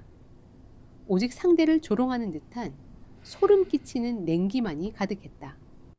현우는 식탁 위에 놓여있던 고급 냅킨을 들어 입가를 아주 느리고 우아하게 닦아냈다. 마치 최고급 만찬을 막 끝낸 귀족처럼 여유로운 동작이었다. 역시나 당신 같은 인간 쓰레기가 가만히 결과를 기다릴 리 없다고 생각했습니다. 이 더러운 조작극을 벌이기 위해 돈을 꽤나 쏟아부었겠군요. 현우의 도발적인 태도에 성민의 여유롭던 표정이 순식간에 일그러졌다. 서준이 벌떡 일어나며 현우를 향해 삿대질을 했다. 이 쓰레기 같은 새끼가 끝까지 입을 털어 경호원 당장 저 새끼 끌어내 하지만 현우는 눈 하나 깜짝하지 않았다. 그는 냅킨을 식탁 위에 툭 던져 놓으며 굳게 닫혀있던 다이닝룸의 거대한 양계형 문을 향해 시선을 돌렸다. 지금쯤 도착할 때가 됐는데 말입니다. 당신들의 그 더러운 돈줄이 어떻게 끊어졌는지 증명해 줄 사람이. 현우의 말이 끝나기가 무섭게 다이닝룸의 육중한 문이 거칠게 열렸다. 그곳에는 누구도 예상치 못한 인물이 핏기가 싹 가신 얼굴로 숨을 헐떡이며 서 있었다. 바로 명의 회장의 비서이자 오랫동안 성민의 협박에 시달리며 침묵을 강요당했던 수진이었다. 수진의 등장에 성민의 눈썹이 꿈틀거렸다. 수진은 덜덜 떨리는 손으로 자신의 스마트폰을 치켜들었다. 그녀의 눈빛은 공포를 넘어선 억눌려왔던 양심이 터져나온 결연함으로 빛나고 있었다. 현우의 시선과 수진의 시선이 허공에서 마주쳤다. 완벽하게 짜여 있던 성민의 견고한 사기극에 돌이킬 수 없는 치명적인 균열이 발생하고 있었다. 다이닝룸의 공기는 터질 듯이 팽팽하게 당겨졌다. 굳게 닫혀 있던 문을 열고 들어온 수진의 등장에 성민의 얼굴에 찰나의 당혹감이 스쳤지만 이내 그는 특유의 서늘하고 위압적인 무표정을 되찾았다. 수진 비서, 지금 뭐 하는 짓인가? 가족들의 사적인 식사 자리에 감히 허락도 없이 난입하다니. 성민의 낮게 깔린 목소리는 그 자체로 소름 끼치는 경고였다. 평소 같았다면 수진은 그 한마디에 무릎을 꿇고 사시나무 떨듯 떨었을 것이다. 하지만 오늘 밤 미쇼 그녀의 두 눈에는 더 이상 성민을 향한 굴종의 빛이 없었다. 30년 전 죽은 줄로만 알았던 진짜 후계자가 살아 돌아왔음에도 그를 또다시 사기꾼으로 몰아 병든 어머니와 천륜을 끊어버리려는 성민의 극악무도한 짓을 수지는 더 이상 묵과할 수 없었다. 수지는 치켜들었던 스마트폰의 화면을 몇 번 터치한 뒤 식탁 한가운데로 폰을 미끄러지듯 밀어보냈다. 이것 좀 보시죠, 이사님. 아니, 당신이 뒤에서 어떤 더러운 짓을 벌였는지 회장님과 가족들 모두 똑똑히 확인하셔야 합니다. 스마트폰에서 재생된 영상의 화질은 어두웠지만 그 안의 내용은 식탁을 박살낼 만큼 충격적이었다. 지하 주차장의 CCTV 화면이었다. 검은색 고급 세단 트렁크에서 누군가 묵직한 사과 상자 2개를 꺼내어 다른 차량으로 옮겨 싣는 장면. 돈을 건네는 자는 성민의 최측근 신복이었고 돈을 받는 자는 다름 아닌 강남 최고 유전자 검사센터의 센터장이었다. 이어서 두 사람의 대화가 녹음된 음성 파일이 다이닝룸에 울려 퍼졌다. 성민 이사님의 지시입니다. 강현우와 명의 회장의 샘플이 들어오면 무조건 불일치로 결과를 조작하십시오. 이 상자는 착수금이고 결과지가 나오는 즉시 2배로 꽂아드리겠습니다. 음성이 끝나는 순간 서준과 유나의 얼굴에서 핏기가 싹 가셨다. 성민의 미간이 무섭게 일그러지며 샴페인 잔을 쥔 손에 뼈마디가 하얗게 드러났다. 명희는 떨리는 손으로 식탁을 짚으며 성민을 노려보았다. 약물에 찌들어 있던 눈동자에 지독한 분노의 불길이 타오르고 있었다. 네가 감히 이런 짓을, 내 자식을, 내 핏줄을 또다시 내 눈앞에서 끊어내려 해. 명희의 피 맺힌 절규에도 성민은 눈 하나 깜짝하지 않았다. 오히려 그는 천천히 자리에서 일어나 수진을 향해 싸늘하게 걸어갔다. 겁 없는 비서년이 조작된 영상 따위를 들고 와서 감히 나를 협박해. 내년 가족들의 목줄이 누구 손에 쥐어져 있는지 잊은 모양이군. 당장 2년의 스마트폰을 빼앗아 부셔버리고 지하실에 가둬. 성민의 악을 쓰는 명령에 문 밖에 대기하고 있던 덩치 큰 경호원들이 우르르 몰려 들어왔다. 그들이 수진을 향해 달려드는 순간 줄곧 침묵을 지키고 있던 현우가 의자를 박차고 일어났다. 현우의 움직임은 굶주린 맹수처럼 빠르고 거칠었다. 그는 단숨에 식탁을 뛰어넘어 수진에게 달려들던 선두 경호원의 명치를 주먹으로 꽂아버렸다. 억소리조차 내지 못하고 거구가 바닥에 고꾸라졌다. 이어서 달려드는 2번째 경호원의 팔을 붙잡아 그대로 업어치기로 대리석 바닥에 내리꽂았다. 뼈가 부러지는 둔탁한 소리가 다이닝룸에 메아리쳤다. 밑바닥 거리에서 생존을 위해 싸워온 현우의 실전 격투 앞에서 온실 속 화초처럼 자란 재벌가의 경호원들은 낙엽처럼 나가 떨어졌다. 순식간에 경호원 3명을 쓰러뜨린 현우는 피가 튀어 붉게 물든 셔츠 소매를 걷어붙이며 성민을 향해 돌진했다. 성민이 당황하여 뒷걸음질을 쳤지만 현우의 굳은 살 박인 커다란 손이 성민의 멱살을 잔인하게 틀어주었다. 이 쓰레기 같은 새끼야. 돈으로 모든 걸 가릴 수 있다고 생각했나? 현우는 성민을 그대로 들어 올려 식탁 위로 거칠게 내동댕이 쳤다. 와인잔과 접시들이 박살나며 파편이 사방으로 튀었다. 유나가 비명을 지르며 바닥으로 주저앉았고 서준은 겁에 질려 다리가 풀린 채 뒷걸음질만 치고 있었다. 현우는 깨진 와인병의 날카로운 조각 하나를 집어들어 식탁 위에 널브러진 성민의 목덜미를 향해 겨누었다. 서늘한 유리 조각이 성민의 경동맥을 아슬아슬하게 짓누르자 평생을 오만하게 살아온 성민의 눈빛에도 처음으로 죽음에 대한 원초적인 공포가 스워렸다. 똑똑히 들어. 당신이 매수한 그 센터장은 이미 내 동생들에게 덜미가 잡혀 경찰서에서 모든 걸 불고 있는 중이다. 당신이 뿌린 돈 상자도 고스란히 증거물로 넘어갔지. 현우의 입가에 피비린내에 나는 잔혹한 미소가 번졌다.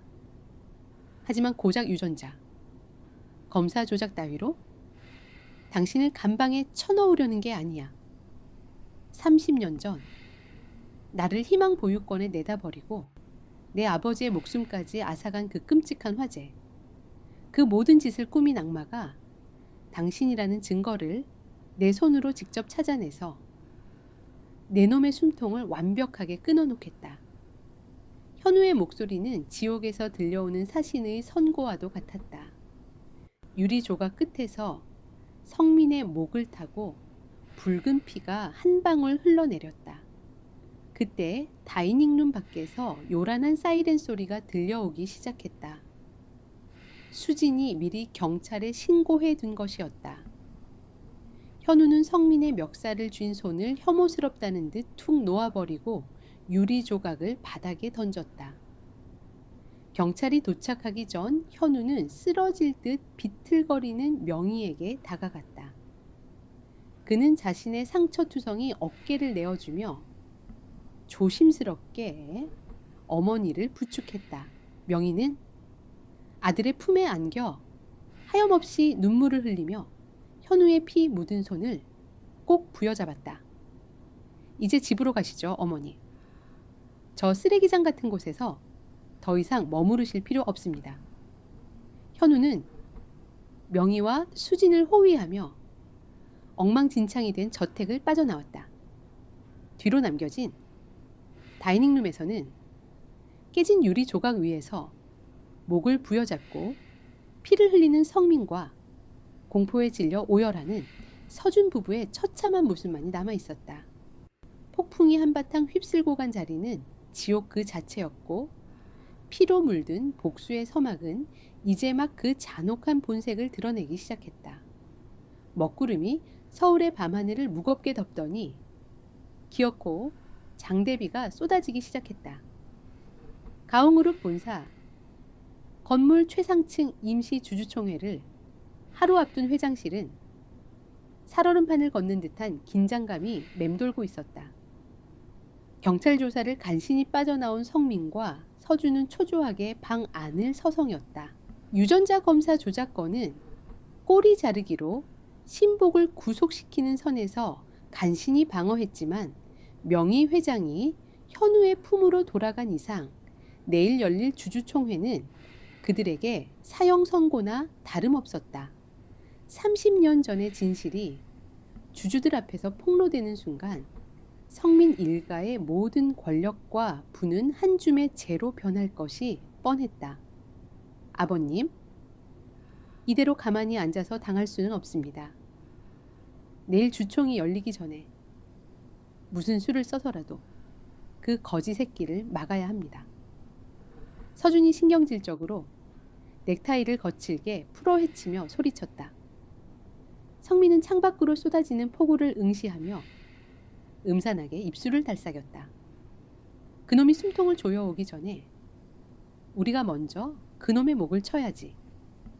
오늘 밤 당장 사람들을 풀어라. 수단과 방법을 가리지 말고 명희 누님을 다시 빼앗아 와. 그 계집애 같은 놈 하나쯤은 사고로 위장해서 이 세상에서 완벽하게 지워버려도 좋다. 포식자의 최후의 발악이 빗소리에 섞여 서늘하게 울려 퍼졌다. 같은 시각 서울 외곽의 허름한 안전가옥. 현우는 명희 회장을 안방에 뉘어놓고 수진에게 간호를 부탁한 뒤 동생들과 함께 거실에 모여 내일 주총에서 터뜨릴 증거들을 마지막으로 점검하고 있었다. 그때 현우의 휴대전화가 짧게 진동했다. 카센터 밖에서 망을 보던 막내 동생의 다급한 목소리였다. 형님, 검은색 승합차 3대가 이쪽으로 몰려오고 있습니다. 성민 그 쓰레기 새끼가 보낸 놈들 같아요. 머릿수가 장난이 아닙니다. 현우의 눈빛이 매섭게 빛났다. 성민이 최후의 수단으로 폭력을 동원할 것이라는 사실은 이미 예상한 바였다. 현우는 동생들을 향해 묵직하게 고개를 끄덕였다. 회장님과 수진 씨를 뒷문으로 빼서 미리 준비해둔 차량으로 모셔라. 난 여기서 저놈들을 막고 시간을 번 뒤에 합류하마. 형님 혼자서는 무리입니다. 우리도 같이 싸우겠습니다. 동생들이 만류했지만 현우의 결의에 찬 눈빛을 꺾을 수는 없었다. 이건 내 피로 갚아야 할 빚이다. 너희들까지 다치게 할 수는 없어. 어서가 동생들이 명희와 수진을 호위하며 다급히 뒷문으로 빠져나가는 순간 가옥의 앞문이 폭발하듯 부서지며 검은 양복을 입은 사내들이 빗물과 함께 쏟아져 들어왔다. 그들의 선두에는 철 파이프를 질질 끌며 살기를 뿜어내는 서준이 서 있었다. 거지 새끼가 아주 쥐구멍에 잘도 숨어 있었네. 오늘 밤이 내 놈의 제삿날인 줄 알아라. 서준의 고함과 함께 사내들이 짐승처럼 현우를 향해 달려들었다. 비좁은 거실 안에서 처절하고도 무자비한 난투극이 벌어졌다.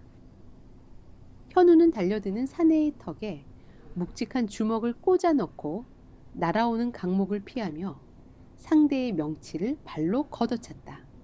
밑바닥 길거리에서 생존을 위해 싸워온 짐승 같은 본능이었다. 하지만 수적 열쇠는 뚜렷했다. 몽둥이의 어깨를 얻어맞고 날아오는 주먹에 입술이 터져 붉은 피가 턱을 타고 흘러내렸다. 현우는 가쁜 숨을 몰아쉬며 피 묻은 주먹을 꽉 쥐었다. 어머니의 얼굴 30년 전에 끔찍했던 화재, 그리고 자신을 지독한 가난과 폭력에 굴레에 던져버린 성민의 악랄한 얼굴이 머릿속을 스쳐 지나갔다. 여기서 쓰러지면 내 진짜 이름도 어머니도 영원히 잃는다. 현우의 두 눈에서 푸른 불꽃이 타올랐다. 그는 쏟아지는 메타작을 뚫고 짐승처럼 포효하며 서준을 향해 돌진했다. 앞을 가로막는 덩치 큰 사내들을 어깨로 밀어붙이고 턱을 지식이며 기어코 서준의 코앞까지 도달했다. 당황한 서준이 철 파이프를 높이 치켜들었지만 현우의 속도가 훨씬 빨랐다. 현우는 서준의 명치에 숨통을 끊어놓을 듯한 강력한 니킥을 꽂아 넣었다. 서준의 입에서 컥 하는 비명과 함께 핏물이 튀어나왔고 그는 철 파이프를 떨어뜨린 채 바닥에 고꾸라졌다. 주인을 잃은 사내들이 주춤하는 사이 현우는 서준의 멱살을 틀어쥐고 비가 쏟아지는 마당 밖으로 질질 끌고 나갔다. 진흙탕 위로 내동댕이 쳐진 서준은 고통에 몸부림치며 기어 도망치려 했지만 현우의 무거운 안전화가 서준의 등을 자비 없이 짓밟았다. 컥 살려줘. 서준이 진흙물을 토해내며 비굴하게 목숨을 구걸했다. 불과 며칠 전 호텔 로비에서 수천만 원어치의 명품을 휘두르며 현우의 뺨을 돈다발로 때리던 그 오만하던 후계자의 처참한 몰락이었다. 현우는 빗물에 젖은 머리카락을 쓸어 넘기며 서준의 얼굴을 진흙탕 속으로 더 깊숙이 짓눌렀다. 내 놈이 입에 달고 살던 그 밑바닥 쓰레기한테 짓밟히는 기분이 어때? 내 놈이 훔쳐간 내 자리, 30년 동안 가짜로 누려왔던 그 모든 것들을 내일 주총에서 완벽하게 토해내게 만들어주마. 그 순간 멀리서 요란한 경찰차의 사이렌 소리가 빗소리를 뚫고 다가오기 시작했다. 동생들이 무사히 명의 회장을 대피시킨 뒤 경찰을 부른 것이 틀림없었다. 싸움판에 몰려왔던 양복쟁이들이 경찰의 사이렌 소리에 기겁하며 뿔뿔이 도망치기 시작했다. 현우는 발밑에서 벌벌 떠는 서준의 멱살을 쥐어잡고 억수같이 쏟아지는 비를 맞으며 허공을 향해 소름 끼치는 살기를 뿜어냈다. 가서 성민 그 악마 새끼한테 전해라. 한성재가 30년 전 죽지 않고 살아남은 진짜 주인이 지옥에서 돌아왔다고 번개가 밤하늘을 갈라치며 현우의 피 묻은 얼굴을 푸르게 비추었다. 가온그룹의 가짜 후계자 서준은 현우의 압도적인 기백과 공포에 질려 진흙탕 속에서 바들바들 떨고 있었다. 내일 아침 가온 본사 최상층에서 벌어질 거대한 피해 숙청이 빗소리와 함께 맹렬하게 카운트다운을 시작하고 있었다. 진실을 향한 마지막 심판의 날이 동터오고 있었다. 가온그룹 본사 대회의실, 수십 명의 이사진과 주요 주주들, 그리고 초청받은 기자들이 자리를 꽉 채우고 있었다. 카메라 플래시가 번쩍이는 가운데 단상 중앙에 선 성민은 여유로운 표정으로 헛기침을 하며 마이크 앞에 섰다. 어젯밤 서준이 처참하게 짓밟혔다는 보고를 받았지만 성민은 흔들리지 않았다. 명의 회장이 참석하지 못하는 주주총회라면 자신이 준비한 가짜 의사 소견서와 유전자 조작 결과지만으로도 회장을 해임하고 그룹의 정원을 장악할 수 있다고 확신했기 때문이다. 존경하는 주주 여러분, 참으로 참담한 심정으로 이 자리에 섰습니다. 현재 명의 회장님께서는 심신미약으로 정상적인 경영이 불가능한 상태이시며 최근에는 자신의 친아들을 사칭하는 질 나쁜 사기꾼에게 현혹되어 그룹의 존립마저 위협하고 계십니다. 성민이 슬픈 표정을 연기하며 스크린에 유전자 검사 불일치 결과지와 조작된 정신과 소견서를 띄웠다. 회의실 안에서 주주들의 탄식과 웅성거림이 퍼져나갔다. 이에 본 이사회는 그룹을 지키기 위해 명의 회장님의 해임안을 상정하고 제가 임시로 경영권을 대행하고자 합니다. 성민이 승리의 미소를 지으며 의사봉을 집어들려던 바로 그 찰나였다. 쾅 회의실에 거대한 양계형 문이 부서질 듯 열리며 날카로운 마찰음이 장내를 얼어붙게 만들었다. 모든 사람의 시선이 일제히 문 쪽으로 향했다. 그리고 그곳에 선 사람들을 본 순간 회의실은 쥐죽은 듯한 정막에 휩싸였다. 단정한 검은색 정장을 입고 고든 자세로 선 현우. 그리고 그의 팔짱을 낀 채 창백하지만 위험 있는 눈빛으로 회의실을 노려보는 가운그룹의 진짜 주인 명의 회장이었다. 그들의 뒤로는 경찰 제복을 입은 사내들이 굳은 표정으로 도열해 있었다. 어젯밤 진흙탕에서 처참하게 짓밟혔던 서준이 기겁하며 자리에서 벌떡 일어났고 성민의 얼굴에서 여유롭던 웃음기가 순식간에 증발했다. 그 의사봉 함부로 두드리지 않는 게 좋을 거다. 내놈의 그 더러운 사기극은 이제 끝났으니까. 명희의 목소리는 벼락처럼 회의실을 쩌렁쩌렁하게 울렸다. 약물에 찌들어 비틀거리던 모습은 온데간데 없었다. 아들의 부축을 받으며 단상을 향해 걸어가는 그녀의 걸음에는 여장부의 압도적인 기백이 흘러넘쳤다. 누님, 몸도 성치 않으신 분이 여긴 어떻게? 경호원, 당장 회장님을 모시지 않고 뭐해? 성민이 다급하게 소리쳤지만 명의의 뒤를 따르던 경찰들이 경호원들의 앞을 가로막았다. 현우는 단상 위로 뚜벅뚜벅 걸어 올라가 성민을 거칠게 밀쳐내고 마이크를 빼앗아 쥐었다. 그는 품 안에서 구겨진 낡은 사진 한 장과 밀봉된 서류 봉투 2개를 꺼내어 탁자 위로 집어던졌다. 여기 계신 모든 분들, 스크린에 띄워진 저 결과지는 저기 서 있는 최성민 이사가 돈으로 매수해 조작한 쓰레기입니다. 증거가 필요하십니까? 현우가 턱짓을 하자 수진 비서가 스크린의 화면을 전환했다. 어제 저녁 다이닝룸에서 틀었던 성민의 신복이 센터장에게 돈 상자를 건네며 조작을 지시하는 지하 주차장의 CCTV 영상과 녹음 파일이 회의실 전체에 생생하게 울려 퍼졌다. 기자들의 카메라 플래시가 미친 듯이 터지기 시작했고 주주들은 경악하며 자리에서 일어났다. 성민의 얼굴이 사색이 되어 파르르 떨렸다. 이건 조작이다.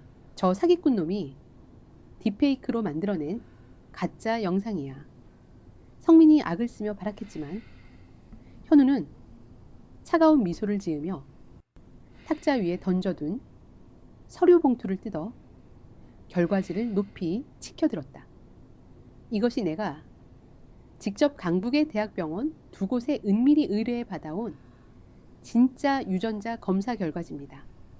친자 일치율 99.99%. 내가 바로 30년 전 당신이 불길 속에 던져버린 가운에 핏줄 한성재다 현우, 아니 성재의 사자후가 회의실을 완벽하게 압도했다. 그 순간 명희가 성민의 앞으로 다가섰다. 평생을 믿고 의지했던 동생이 자신의 아들을 불구덩이에 던져버리고 30년 동안 자신을 약물로 통제해왔다는 끔찍한 진실 앞에서 명희의 두 눈에 피눈물이 차올랐다. 명희는 숨을 깊게 들이마시며 온몸의 기력을 끌어모아 팔을 높이 치켜들었다. 그리고 공기를 찢는 날카로운 파열음과 함께 명희의 손바닥이 성민의 뺨을 향해 벼락같이 떨어졌다. 성민의 고개가 꺾이며 안경이 바닥으로 날아가 박살났다. 그 타격이 얼마나 강력했던지 성민의 입술이 터져 붉은 피가 흘러내렸다. 짐승만도 못한 놈, 내 남편을 불태워 죽이고 피덩이 같은 내 새끼를 고아원에 내다 버려. 그러고도 30년 동안 내 옆에서 사람의 탈을 쓰고 가운의 피를 빨아먹었어. 오늘부로 너와 나는 천륜이 끊어졌다. 내 놈의 죗값은 살아서도 죽어서도 절대 용서받지 못할 것이다. 명희의 피 맺힌 절규에 성민은 무너져 내리듯 바닥에 주저앉았다. 오만했던 재벌가 실세의 처참한 최후였다. 서준은 겁에 질려 회의실 문을 향해 도망치려 했지만 경찰들이 득달같이 달려들어 그의 양팔을 제압했다. 차가운 은빛 수갑이 성민과 서준의 손목에 찰칵하는 소리와 함께 채워졌다. 발버둥 치며 끌려나가는 두 사람을 향해 수십 대의 카메라가 플래시 폭격을 쏟아부었다. 성민이 끌려나가고 소란이 잦아든 회의실. 현우는 단상 중앙에 서서 혼비백산한 주주들과 기자들을 향해 당당하게 고개를 들었다. 상처투성이에 흉터가 남은 얼굴이었지만 그의 곁에는 명희가 든든하게 버티고 서 있었다. 어둠 속에서 숨죽여 살던 주차 요원 강현우의 삶은 어젯밤 폭우 속에 영원히 씻겨 내려갔다. 단상 위에서 찬란한 조명을 받는 그는 더 이상 버림받은 밑바닥 인생이 아니었다. 안녕하십니까. 가흥그룹의 진짜 후계자 한성재입니다. 그의 입에서 흘러나온 그 선언은 기나긴 겨울을 끝내고 찾아온 거대한 핏줄의 승리이자 눈부신 봄의 시작이었다. 성민 일가가 수갑을 차고 회의실을 끌려나간 그날 이후 가흥그룹을 둘러싼 거대한 폭풍은 매섭게 불어닥치다 인해 차분히 가라앉았다. 검찰의 대대적인 압수수색을 통해 30년 전 화재 사건의 진실부터 최근의 횡령과 유전자 검사 조작까지 성민과 서준 부자가 저지른 추악한 범죄들이 낱낱이 파헤쳐졌다. 법원은 그들에게 자비 없는 중형을 선고했고 오만했던 포식자들은 차가운 콘크리트 감방 안에서 영원한 파멸을 맞이했다. 성재 현우는 자신의 이름과 잃어버렸던 30년의 시간을 되찾았지만 그의 삶은 재벌가의 후계자라는 화려한 수식어처럼 하루아침에 변하지는 않았다. 따스한 봄 햇살이 내리쬐는 주말 아침, 성북동 대저택의 거실 한 구석에서 부스럭거리는 소리가 들려왔다. 성재였다. 그는 수천만 원을 호가하는 킹사이즈 침대가 놓인 자신의 방을 놔두고 거실 바닥에 얇은 요를 깐 채 웅크리고 자고 있었다. 30년을 좁고 차가운 바닥에서 살아온 탓에 푹신한 침대는 오히려 그의 몸을 겉돌게 만들었던 것이다. 성재야 아직도 바닥에서 자는 거니 등 뒤에서 들려온 따뜻한 목소리에 성재가 눈을 비비며 몸을 일으켰다. 명희였다. 약물 중독에 후유증을 떨쳐내고 몰라보게 건강해진 명희는 평소에 그 화려한 회장님 정장 대신 편안한 앞치마를 두르고 있었다. 어머니 일찍 일어나셨네요. 저는 이 바닥이 허리도 안 아프고 딱 좋습니다. 침대는 너무 넓어서 영 허전하더라고요. 성재가 머리를 긁으며 멋쩍게 웃었다. 명희는 아들의 그 서툰 대답에 코끝이 찡해졌지만 애써 미소를 지으며 다가가 성재의 어깨를 토닥였다. 그래, 네가 편한 곳이 제일 좋은 자리지. 얼른 씻고 식당으로 오렴. 밥 먹자. 잠시 후 성재가 다이닝룸으로 들어섰을 때 그의 눈이 휘둥그레졌다. 길고 화려한 마호가니 식탁 위에는 셰프들이 만든 프렌치 코스 요리 대신 투박하지만 김이 모락모락 피어오르는 뚝배기와 소박한 밑반찬들이 놓여 있었다. 보글보글 끓고 있는 구수한 된장찌개 냄새가 넓은 다이닝룸을 가득 채우고 있었다. 앉아라. 내가 끓인 거란다. 명희가 성재의 밥그릇에 수북하게 밥을 퍼담으며 말했다.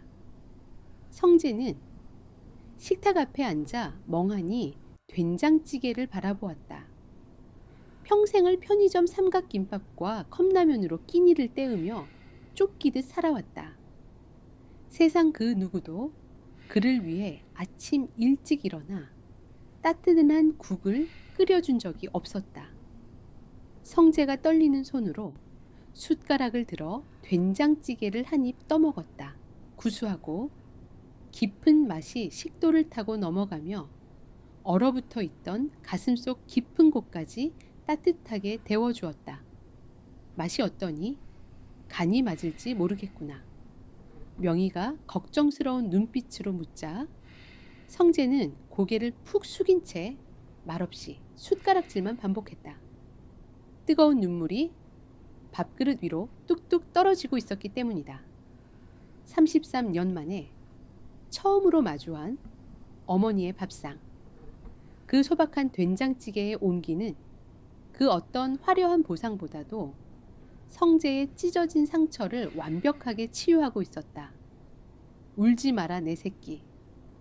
앞으로는 평생 이 어미가 매일 아침 따뜻한 밥을 지어줄 테니. 명희가 다가가 성재의 거친 손을 감싸 쥐었다. 성재는 눈물이 범벅이 된 얼굴로 활짝 웃으며 고개를 끄덕였다.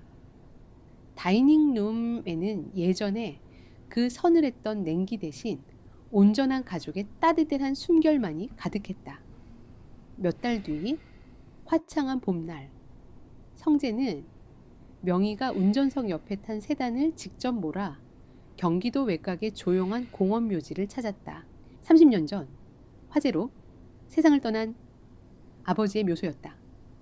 바람이 불자 벚꽃, 잎이 눈처럼 날려 묘비 위에 살포시 내려앉았다.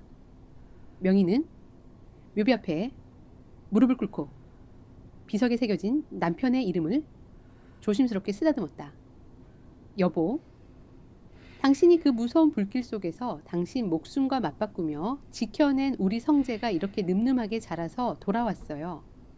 이제 아무 걱정 말고 편히 쉬어요. 명희의 목소리는 평온했다. 성재는 어머니의 곁에 무릎을 꿇고 아버지의 묘비를 향해 깊이 절을 올렸다. 비록 아버지의 얼굴은 기억나지 않지만 자신을 살리기 위해 불길 속으로 뛰어들었던 그 숭고한 희생이 지금의 자신을 숨쉬게 했다는 사실을 뼈저리게 느끼고 있었다. 성재는 묘비 앞에 놓인 꽃다발 옆에 자신의 낡은 지갑에서 꺼낸 사진 한 장을 가만히 내려놓았다. 3살 빼기 아이가 막대 사탕을 물고 해맑게 웃고 있는 그 낡은 사진. 30년 동안 자신을 버티게 해준 유일한 부적이자 어머니와 자신을 다시 이어준 기적의 증표였다. 저 혼자 버려진 게 아니었더라고요. 아버지, 이제 제가 어머니 옆에서 평생 지켜드릴 테니까 걱정하지 마세요. 성재가 속으로 조용히 다짐하며 고개를 들었다. 따뜻한 봄바람이 그의 상처투성이 얼굴을 부드럽게 스치고 지나갔다. 집으로 돌아가는 길, 성재가 운전하는 차창 밖으로 흐드러지게 핀 벚꽃 길막이 길게 이어지고 있었다. 조수석에 앉은 명희는 창밖의 풍경을 바라보며 평온한 미소를 짓고 있었고, 성재는 운전대를 잡은 손에 기분 좋은 힘을 주었다. 이제 성재가 몰아야 할 차는 먼지 날리는 공사장의 낡은 트럭이 아니었다. 하지만 그는 안다. 밑바닥에서 흘렸던 피와 눈물이 있었기에 지금 이 순간의 평온함이 얼마나 눈부신 것인지를. 가온그룹의 후계자 한성재. 30년의 지독한 겨울을 이겨내고 되찾은 그의 진짜 이름 위로 눈부신 봄날의 햇살이 찬란하게 쏟아져 내리고 있었다.